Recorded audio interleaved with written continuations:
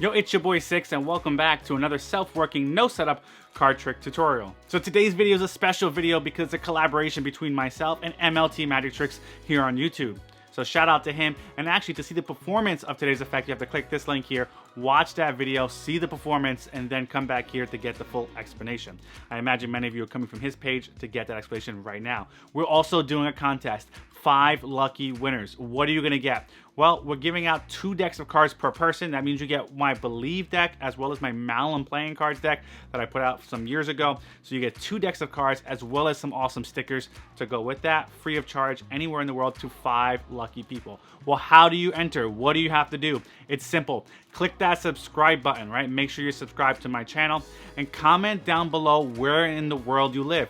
Tell us where you're from. Drop that down below so we can get to know you a little bit better, and that automatically enters you in for a chance to win. Again, 5 lucky winners will be announced in the next video. But enough about that. You know what to do to enter. Let's get into the explanation for today's effect. This effect is titled Impulse by Herb Brunge, and it's a twist on the classic Gemini twins, which is probably one of the most popular magic tricks in the entire world. I like this variation better. I think it's a little more fooling, so check out that video. Make sure you watch the performance from MLTMagicTricks, and then come back here to get the full explanation, which I'm about to show you right now. Let's go! So let's go into the explanation for this effect, Impulse by Herb Brunge. And what it is you just simply shuffle the cards. It's no setup required whatsoever. It could be a shuffle deck. And here's what's going to happen. You're going to go through the cards, and the 2 cards you're going to remove are going to match the bottom card and the top card. Now, important tip here, you don't want to spread these cards face up. You don't want them to see this card. So what you want to do is called necktying the deck. And that simply means it's like a necktie, right? It's a vertical position. So all you're doing is spreading through the cards like this so that they cannot see the faces. That's all that means. So you necktie the deck, you go through, and you take out those 2 cards. For explanation purposes, I'm going to show you those 2 cards. So in this case, I'm going to find the red 8 and the red 2. So I spread through, I take out the red 2, I spread through a little further, and I take out the red 8. These are the matching cards to the top and the bottom. And now I simply place them just like this. And now you tell your spectator that they're going to do this entire effect based off impulse. So I can either drop the card here or drop the card here. It's really up to the spectator. Now the only thing is that you know that that 8 is at the bottom of the pack. There's 2 outcomes for this effect. Now the effect stays exactly the same. It just changes one little thing later, so please make sure you pay attention to these little details.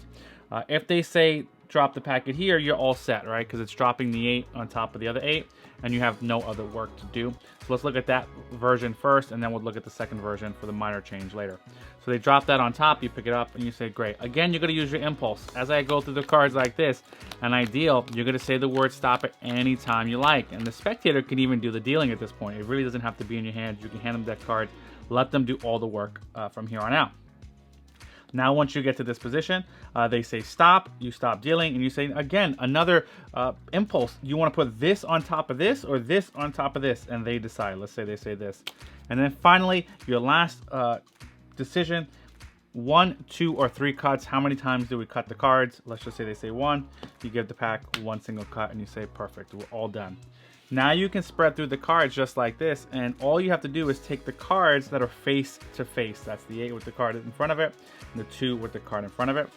These are the face to face cards, and now you can turn these cards over and show that you got a perfect match. It is that straightforward and that simple. Like I said, there is a minor variation, and that is this. So let's say this was back on the bottom, and then we had the 2 back on the top like this, and we remove these 2 cards. So I got my 2 on top and my 8 on the bottom. Now, instead of the spectator saying the 8 and I'm putting the 8 on top, let's say they choose the 2. And I'm placing this 8 face to face with that 2. That's fine. I follow the same exact procedure, everything. I deal the cards. They say stop at any point that they like. They choose this goes on top or this goes on top. Let's say they went this way. They choose how many cuts, 1, 2, or 3. Let's say they say 2. Then you give the cards 2 cuts. Now, the only thing that changes is when I take out these face-to-face cards, instead of the 8 being face-to-face with the other 8, or the 2 being with the 2, I now have them opposite. So that means that I have the opposite cards here. So I don't want to just flip those cards over first. But what I do want to do is what I can do is bring these 2 cards together, flip them over, and then show I got a perfect match. And that's all you have to do. Well, again, once again, I take these cards. I say, look, you stopped anywhere. You stopped at 2 cards. Look where you stopped. You stopped at the 8. You stopped at the 2. Perfect matches.